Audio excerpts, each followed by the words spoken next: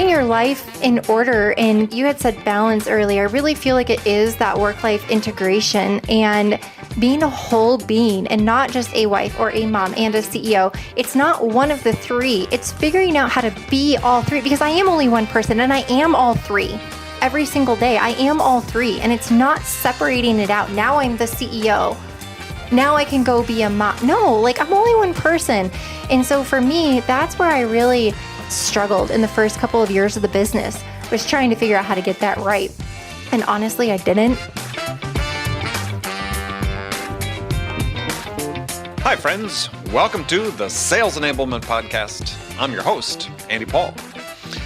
That was Mary Grothe and Howard Brown. Howard is the founder and CEO of Ring DNA. Mary is the CEO of House of Revenue. And today is another one of the conversations we're having this month on this podcast about mental health in sales, or more precisely, mental health in sales. Except today, a little unusual, I'm taking the day off, and Howard is taking my place behind the microphone to talk with Mary. Now, Howard's really qualified to do this because he's an actual trained psychologist. Now, in this conversation, Mary tells the story of how her early successes in sales and the expectations she then put on herself and the expectations of other people that she felt pressured to live up to led her to a very dark place in her life. She was lost and lonely, and like many people in life.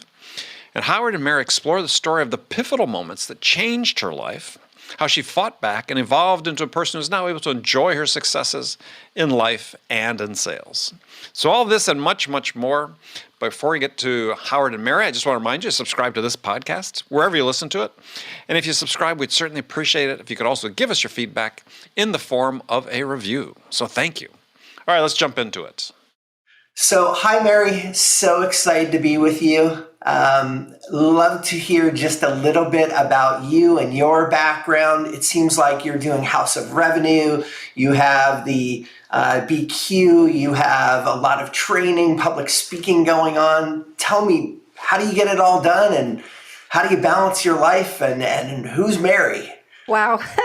So that's a lot all in a row. Let me break it down. My background is in sales, and my full story, you can find it anywhere on the internet, so go look for it. But the short version is, at 22, I didn't have really much of anything going for me, but someone believed in me, a sales manager at a payroll company called Paychecks, and hired me on as a district sales assistant.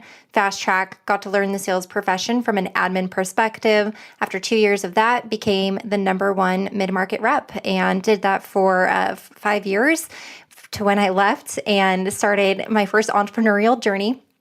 While I was at Paychecks and selling payroll, I had such a passion for the executive teams that I was working with. And I was in the mid-market, so I worked with some pretty decent-sized companies, but I got to learn at a young age what a high-performing team and high-performing company looked like. Also, such a blessing that I got exposed to dozens of different types of companies and industries, and took it upon myself to actually learn their business.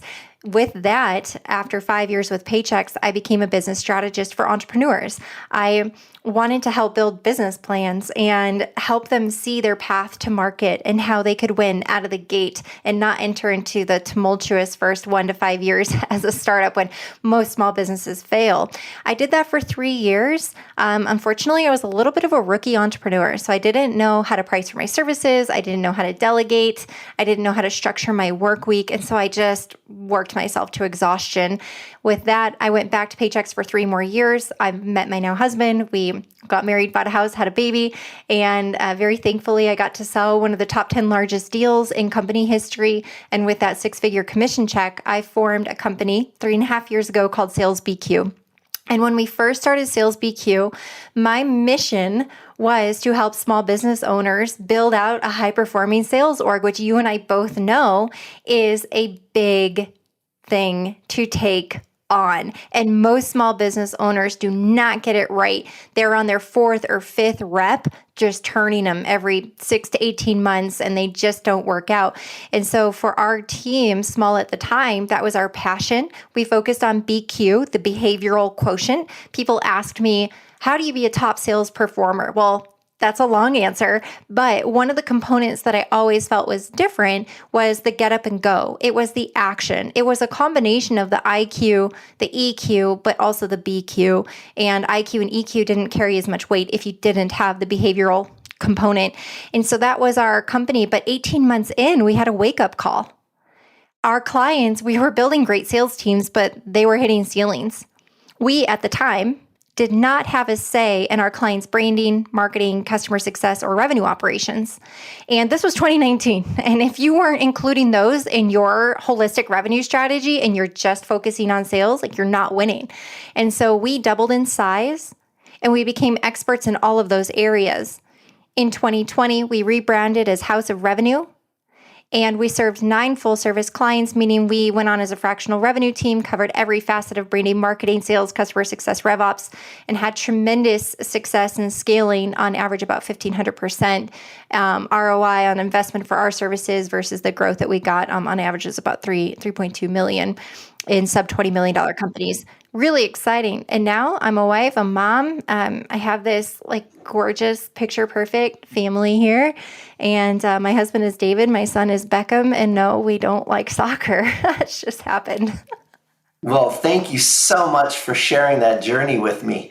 As I said prior to the show, I've just been so inspired by you and your journey. And, as we are in Mental Health Awareness Month, a lot of people are struggling. We've struggled through pandemic. We've struggled through being alone. There's a lot of addiction and alcoholism. And quite frankly, I think people have lost contact with what is most important to them. And as I've listened to your story, you don't just talk about your amazing success and the fact that you've started several companies and been a top salesperson. Now you're helping others achieve the kind of success that you've had. You also talk about having success, but also feeling like a failure, feeling empty inside, and the transformation that you've gone through to fill that hole and to really feel like you're moving in the right direction. I'd love to talk more about that part. For years, people asked me to talk about my path to being a number one salesperson. And they wanted to know exactly how I did it in the perfect recipe that they could replicate it. And I was really proud of that story. And I told it on stage in front of hundreds, thousands of people. And I'm passionate about it because that is a part of my story. But it wasn't until this last year when COVID caused me to lose quite a bit in my life and have to look inward in order to rebuild that I started to acknowledge that maybe people needed to hear a different story because the world has done such a great job building the definition of success that so many people fight for, they sacrifice for, and at the end of the day, the question is, but what did you actually gain? And my personal story, coming from a very rough upbringing full of alcoholism and abuse and poverty, and I didn't have anything going for me. But when I got that opportunity at 22 years old, I started healing my wounds through success and recognition because I finally found something that I was really good at doing. And because I had 22 years growing up in a family where I did not feel love, where I didn't get the recognition that my soul was craving, I didn't feel worthy, I didn't feel like enough. I was constantly spoken down to, belittled. I had some pretty harsh nicknames in the family. I was laughed at constantly. And I found a way to heal those wounds. And that was through success and recognition. And unfortunately, the world will spoon feed that narrative to you and the opportunity. It's the American dream, right? And so that became an addiction for me.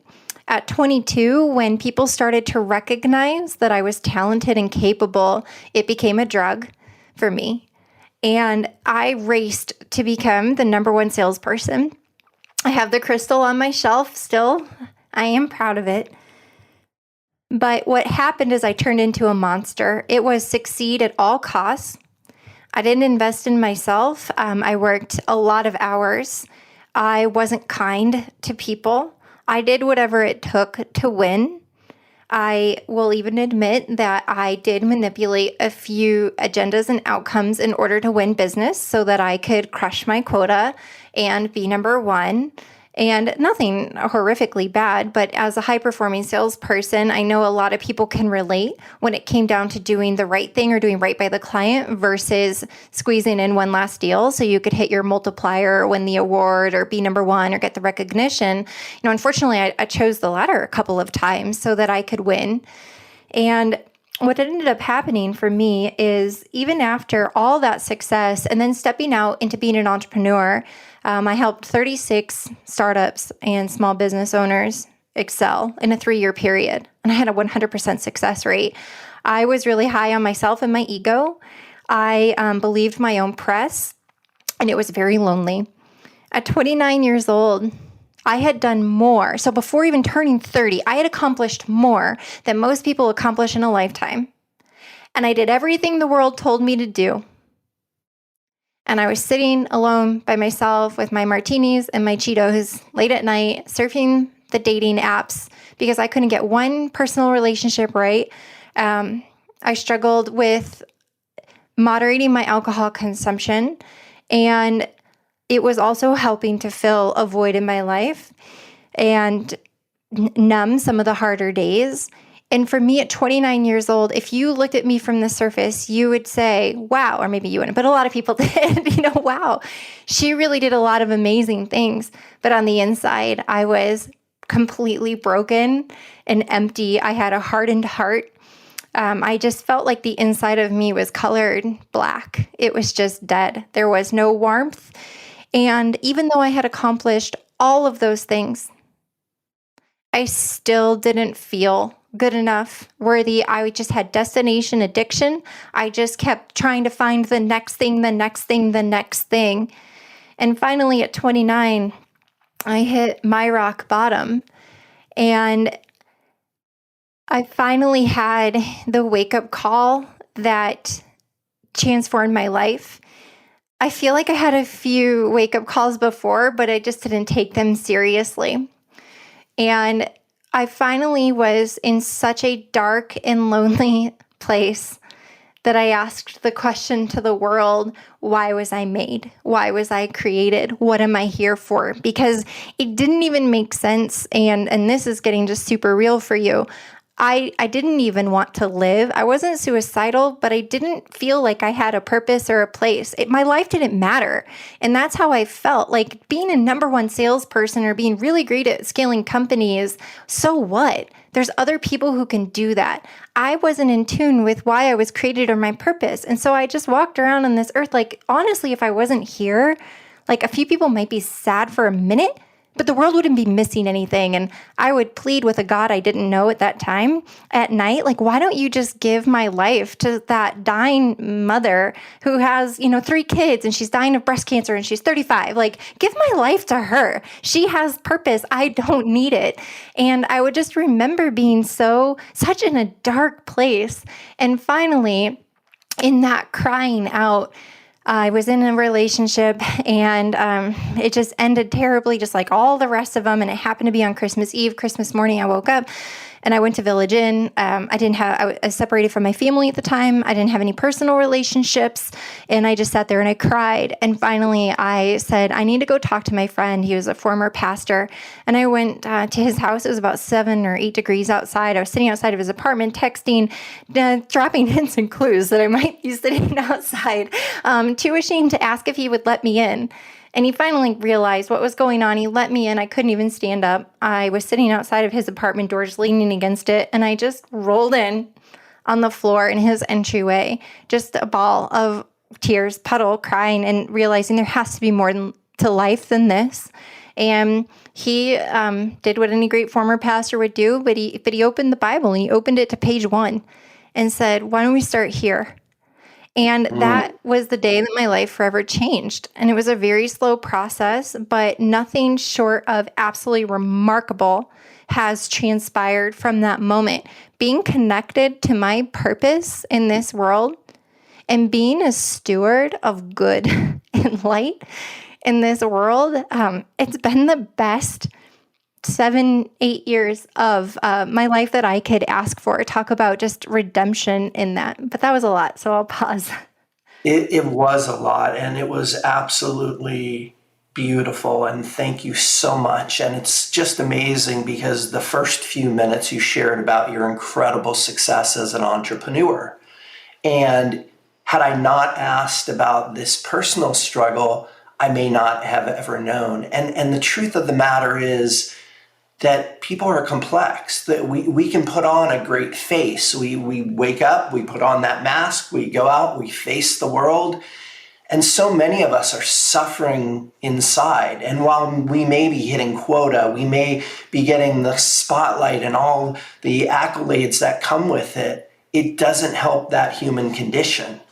And what you're talking about for me isn't foreign. I see it every day. I've gone through my own experiences and feeling lost and feeling like I didn't have direction in the world. And for me, reaching out and helping others became such a core part of who I was, because when I was 25, I felt empty. I also had success, and I felt like there was nothing for me. I was sort of living a life that wasn't mine. It was sort of, I was trying to fill my father's dreams of who I should be without any idea who I was and what I truly wanted.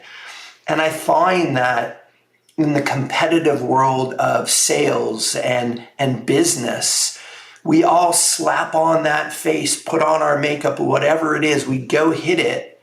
And we don't stop long enough to realize that we're measuring ourselves by the results, by how other people see us, and not how we feel inside.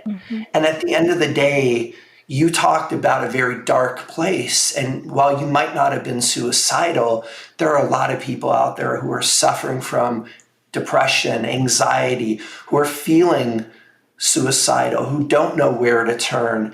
And it sounds like for you, you reached out to a former pastor. For other people, just reaching out to somebody and being honest, opening up with what's going on with you, and that you don't have all the answers and you're not that perfect person that's not flawed. That kind of release is really, really important. And I think that so many of us are tying our self-worth to our performance, and that we just don't have the opportunity, whether it's through buying things, consumerism, or selling more, or having wealth, that's how we equate who we are and what we are. And it misses the mark by such a huge by any measure. So I thank you, Mary. And I know that, look, there's not two parts. There's not a side A and a side B to your life. There's a narrative that you're now weaving, and part of it includes your struggle and your success. And it sounds like you've been able to combine those things and start to really help other people with your mission and your purpose. So thank you for being open. It really is amazing. Of course. Do you want to hear a little bit more, or do you want to redirect our conversation into something else? I want to hear a lot more. I want to hear Okay. how you're doing today. I want to hear what fuels you. I want to hear what advice you have for other people who are struggling with the kinds of things that you, I'm sure, still struggle with, because it's not all, sunshine and flowers today either. No. The biggest realization for me was that it was a process to heal from the success addiction and recognition addiction that I had.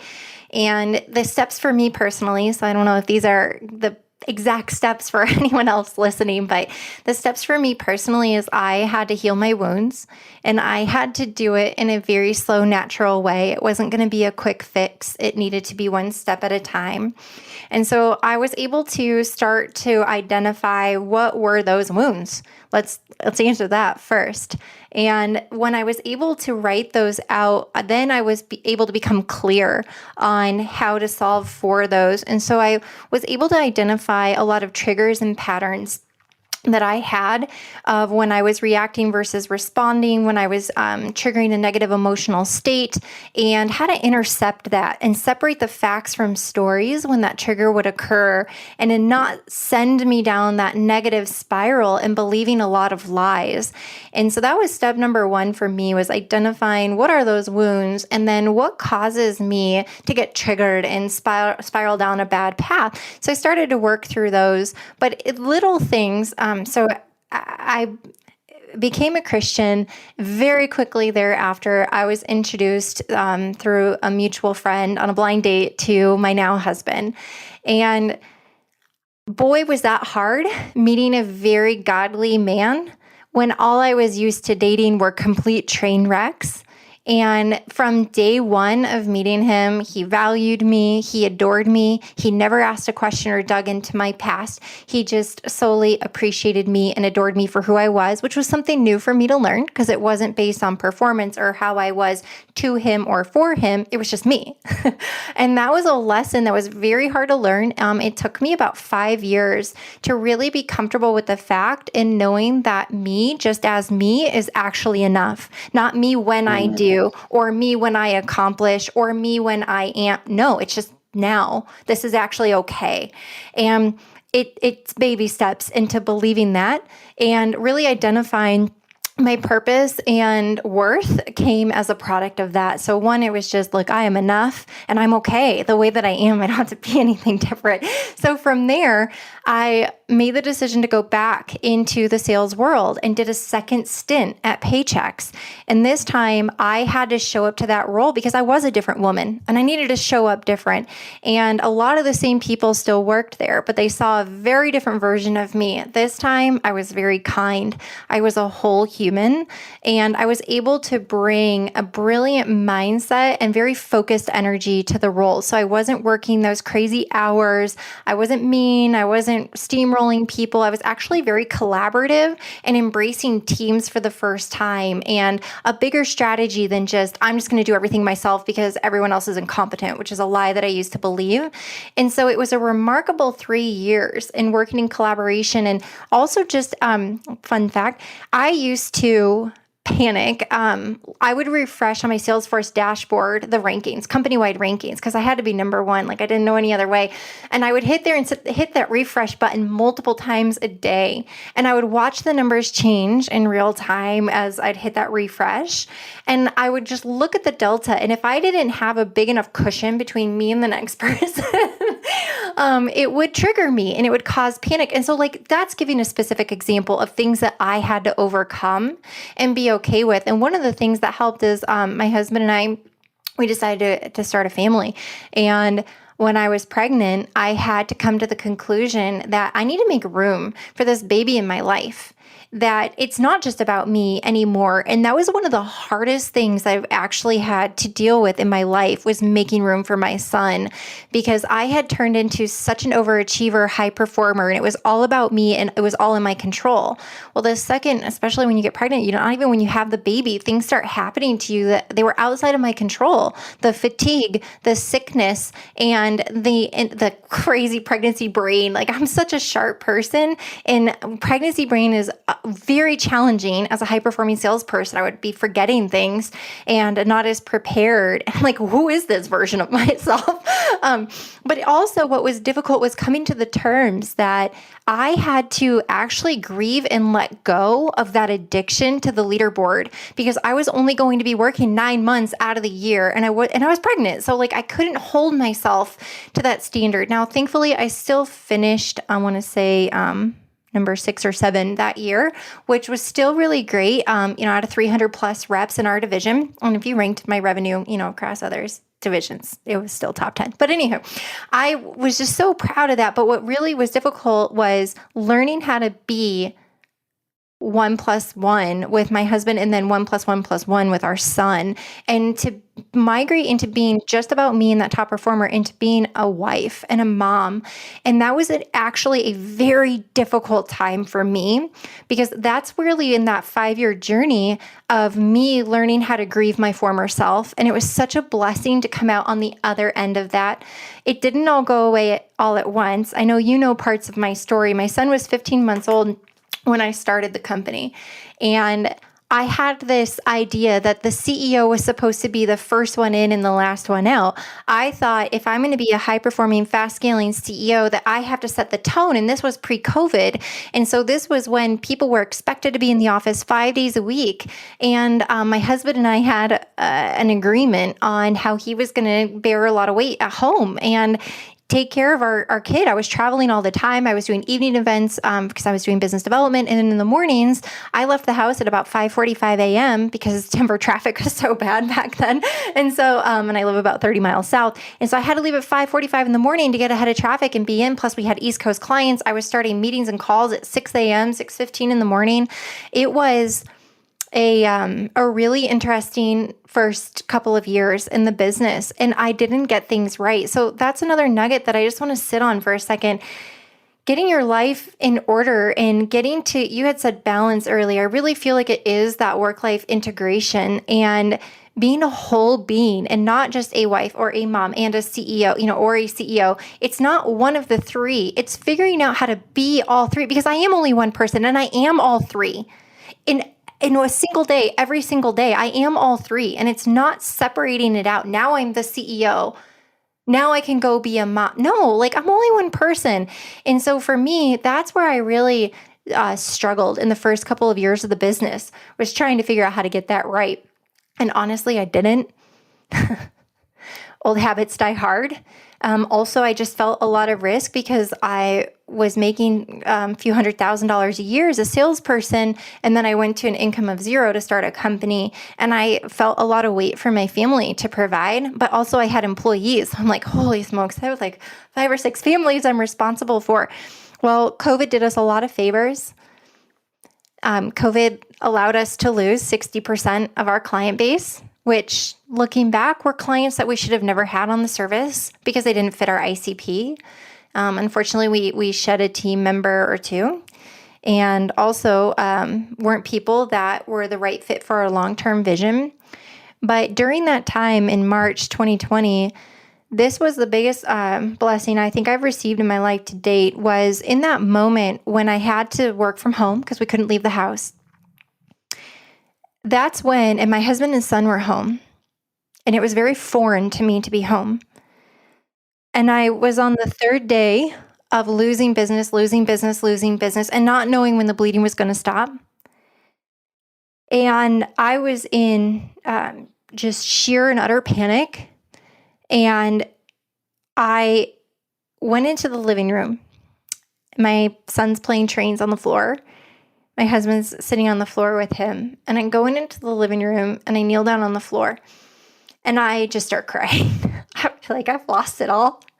I feel like I let down so many people in that moment of what am I going to do from here? And one of the coolest things that happened in that moment, 2 things. I looked, the TV was on and it was illuminating my son's face. And I looked at him and I'm like, I don't even recognize my kid. He just grown up so much. And then I look over at my husband and I'm like, I had nothing but terrible, tumultuous, abusive, manipulative relationships until my husband, who has been so good to me. And I took it for granted. And I allowed him to take and bear the full weight of raising my son, our son, and running the household. And I looked over at this man who I'm so madly in love with. And I thought, what a sacrifice of what he did for me to allow me to pursue this. And I was just so convicted in that moment. Like, this isn't how it's supposed to be. I don't care what the world says. I, in my heart, in that moment in time, believed a new narrative which was I can be a high-performing CEO and a wife and a mom. And it starts today. And I don't know what kind of company I'm going to have left after this COVID shutdown, but the commitment in my heart, and it was really leaning on my faith in that moment and really full surrender, truly on my knees on the floor in full surrender. Just pleading with God, just take the company, take it away. Like, I will rebuild. I'll figure it out. I'm a strong, capable woman. I only want what He wants for me. I've proven time and time again that I can make things happen. Great. Woohoo. But it was time for me to fully align with what He has for me and my God-given purpose on this planet, because I didn't want another one of those episodes ever again in my life where I felt so far out of alignment. And in that moment, I just felt like I was given the opportunity to rebuild, and that's what we did. And I started with rebuilding me. Me. I had worked so hard over 2.5 years. I was exhausted. I was traveling every week. I was barely sleeping. And when the COVID shutdown happened and we were working from home, I didn't have that commute anymore. We lost 60% of our clients. All of a sudden, I had time to sleep and to rest. I had my son home. I had time to restore that relationship with my son and my husband. And then from there, I said, we have to rebuild this company in a way that honors parents. And that was the first time that I looked at the world's definition of success that strongly and said, get out. We will rebuild this company friendly to moms, to parents, where no parent ever again, not just the CEO, because I own the darn thing, so I get my own schedule. I think that's BS. I'm like, I don't ever want one of my employees, one of my team members to have the moment that I just had where they dedicated their life so heavily to a career, especially if it was my company, to where they sacrificed what God blessed them with in their own family. And so I made a commitment that day, like, we're doing away with this rigid work schedule and all of our rules, and we're rebuilding. And we've never looked back. So not only, even as a small firm, we do about $3.5 million a year. We're 22 people. Not only do we have paid maternity and paternity, but we also have unlimited PTO. We have complete flexible work schedules. We have parents, a handful of parents employed with our company that have some kids still at home because of COVID being shut down. Others are in school, and all different scenarios. And every person is honored to block their calendar for anything, picking up, dropping off, helping get on Zoom, lunchtimes, baseball games, I don't care, block the time out. And so for us to get that right and rebuild, oh my gosh, can I just tell you, like, how everything falls in place after that? Of course. I just want to stop for a moment. That I know that's your story and you're very familiar with it, but it's a really beautiful, powerful story. I mean, the fact that you've had several awakenings and that you've been able to shift and adjust and introduce new strength into your life. And it sounds like you're building a organization now that's very mission driven. And so the lessons that you've learned, the hard lessons and the pain that you've gone through, you've been able to utilize that to build in a new direction and touch people in a way that hopefully prevents them from going through some of the same pain and making the same mistakes that you have made, which is ultimately one of the things that I believe that keeps us from falling back into our old habits, because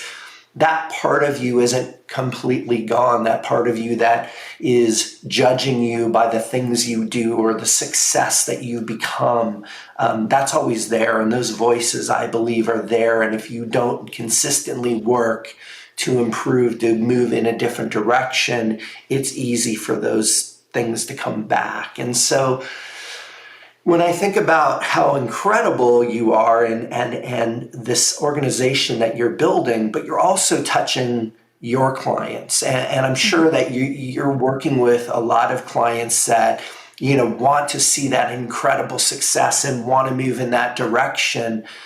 How do you deal with when you see managers sort of with that old way of thinking that we have to win at all costs and they're working their people into, to the bone? Are you able to speak up? Are you able to say anything about that? how can you be helpful to the companies that you work with, not just your own? We have to. It's part of our core values. Our core values are serve first, scale second, and succeed always. And breaking down core value number one, we serve ourselves first. If we're not whole ourselves, what do we have left to give? You can't give what you don't have. And so we have to take care of ourselves, and that means 100 different things. But then we serve our team second. We have a lot of high performers and brilliant people on staff at our company. And when somebody actually asks for help and raises their hand, we have a culture where the rest of the team will just get around that person and give them whatever they need, because we very rarely ask for help. But the third is to serve our clients, and our client is the CEO. And then as an extension of that CEO is their team, but that CEO comes first. And if we don't genuinely love that CEO, and that may sound a little kumbaya, but what business do we have scaling that CEO's company if we aren't generally intertwined with them and their heart and their mission and the why behind why are we scaling this thing? And if we can get in at that level and genuinely care, all of a sudden our work, and that's really a big shift we did in 2020, all of a sudden it just started exploding in all the right ways. But as an extension of what we are building internally, we are then that, oh gosh, kumbaya, sorry, but the love and light for our CEOs who may not have ever experienced that before. And then they start embodying that. And so their walls start breaking down and their mind starts opening up. But that CEO mindset shifts to maybe it is possible to not have this grind them down culture, which a lot of them were raised that way, just like I was. And so there's this empathy that we come into that conversation with the CEO. And then once we're able to help them see the possibilities, they start changing. And so their leadership style shifts a little bit. And then the leadership meetings with their teams sound a little bit different. And those managers start to take little pieces away and thinking like, And then we have one of our divisions is our sales empowerment team.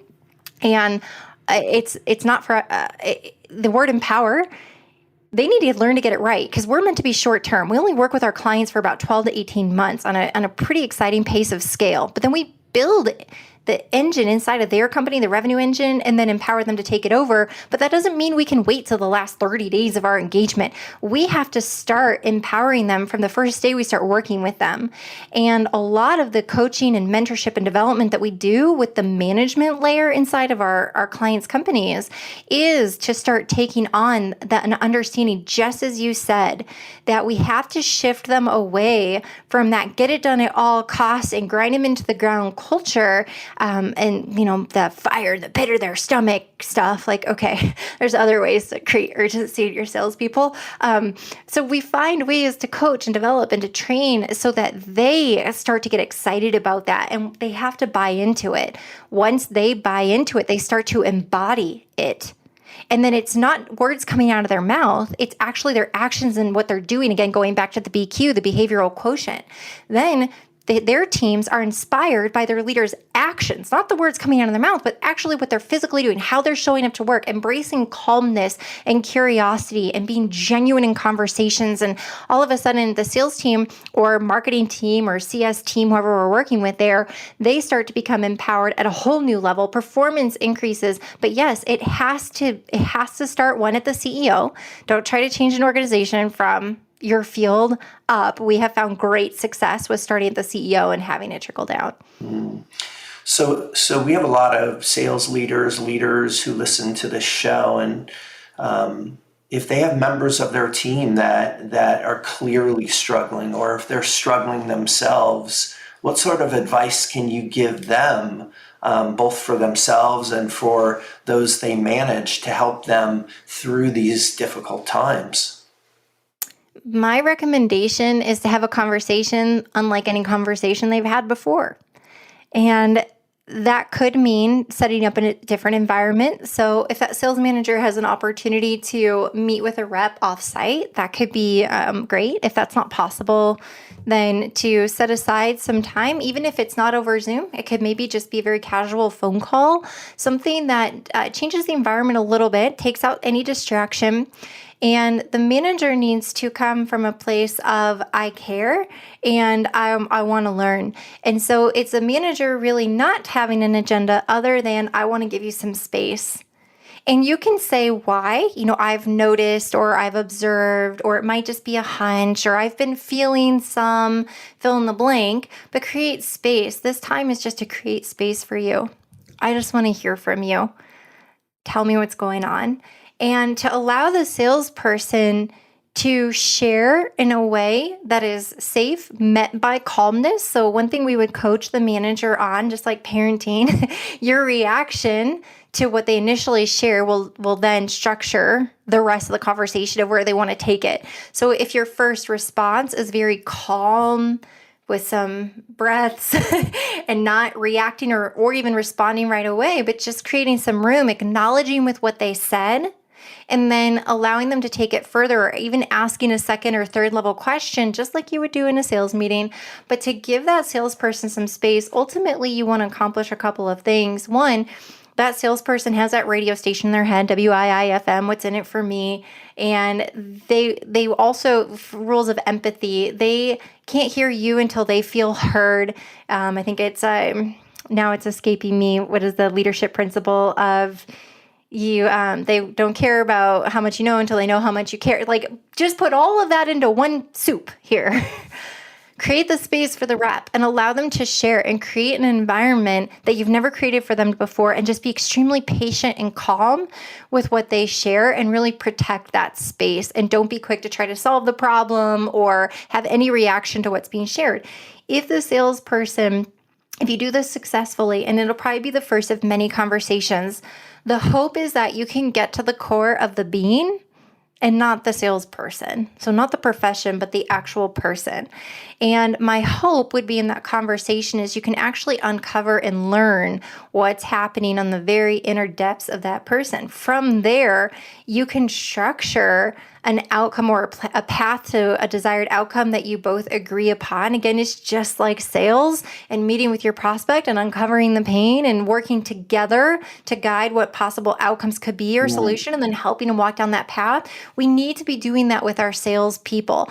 Although I didn't recognize that it was happening at the time, I will tell you that I had 2 sales managers back to back that deeply, passionately cared about my success. And they knew who they were dealing with, which was a young, broken, success addicted person. And they knew who I was. And so they were able to breathe life into me and help guide me. It was mentorship at a level that, looking back, I'm like, that was so big of those 2 sales managers. They didn't have to do that for me, but they did. And it forever helped shape that trajectory of my life and success. And so that is my recommendation, that we create that space and have conversations that we may not have had to this point, so we can truly identify what is going on with that salesperson. I love that so much, and I believe that to be true.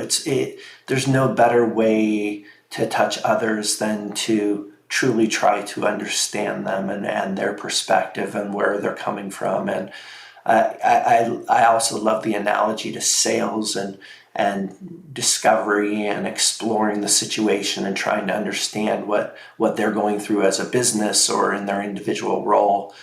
Taking that approach with our team is critical, and creating that safe space that you've described.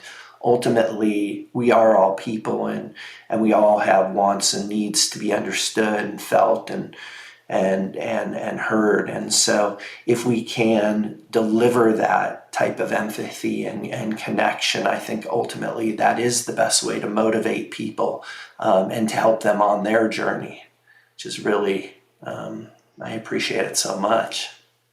Mary, you are doing a lot of different things. Obviously, you have House of Revenue, you have BQ.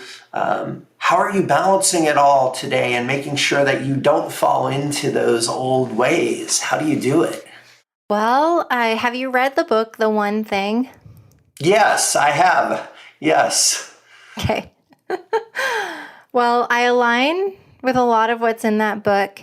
And funny, I actually did not read the book until this past weekend. However, I don't know if maybe mentors or people in my life have read it. And so some of the principles that I've gathered over the last year have come from that book because I was reading it thinking, okay, this is uncanny. Here's the deal. You have to find the one thing that all else stems from or comes from. And then you can identify the priority that needs to happen. And it's really mastering saying no. So here's the process that I did to build this life that I have. One, in order to go from a 100-hour work week down to a 40-hour work week, I had to list out where my time was spent. I made a chart and I identified future state. I created my future vision of what my life was going to look like. What of those things still existed in the future state? I built the vision. I mapped it out. This is the life I want. And then it was a very easy, methodical process. Then let's say I'm keeping 40 hours. So that's 60 hours that had to go every week. And so I took those and then I developed a plan. So I bucketized them and I developed a plan on who was going to be taking those over and in what time frame and what the delegation process, training process looked like, and then how I would have maintained visibility into those so that I could manage those. Then I also got really smart about how I structured my day. So there's time and energy management. I am a maker in the first few hours of the day and a manager in the second half of the day, because that's when I have the most willpower. That's when I have the most energy. And that's when I have the opportunity to be hyper focused. So what I do is I wake up naturally all on my own. Don't ask me how that started. I mean, okay, it's probably because I had a kid and like for a year, he woke up at 4:30 every morning. So I got used to it, but I wake up naturally between 4:45 and 5:15.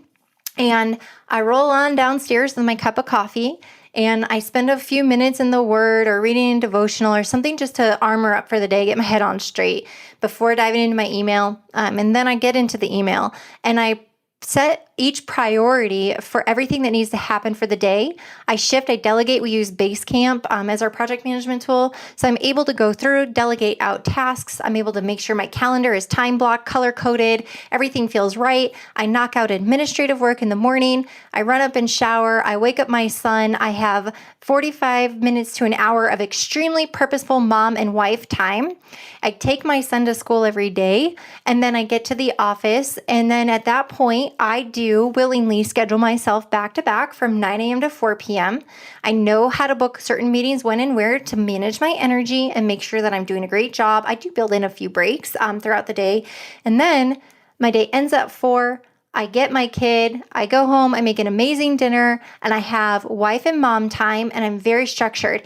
If, for any reason, I need to jump on work later in the evening, I've learned to communicate to my family. I actually tell them exactly what the task is and say, we got a new prospective client inbound lead come in yesterday, and they are moving forward into proposal. I need to get this sent out tonight because we are competing, and I want to make sure that my proposal's in first.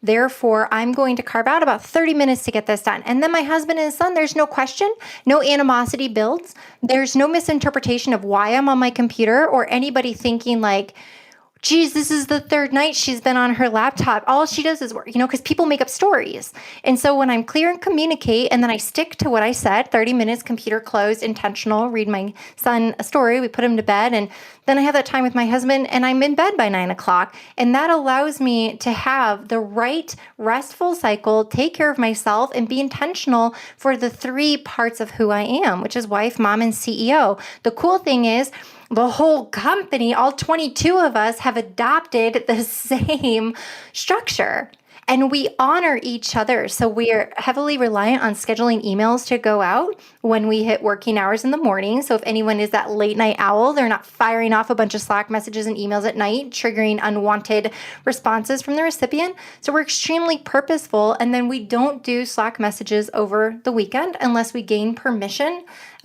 before we head into the weekend if a project needs to be done.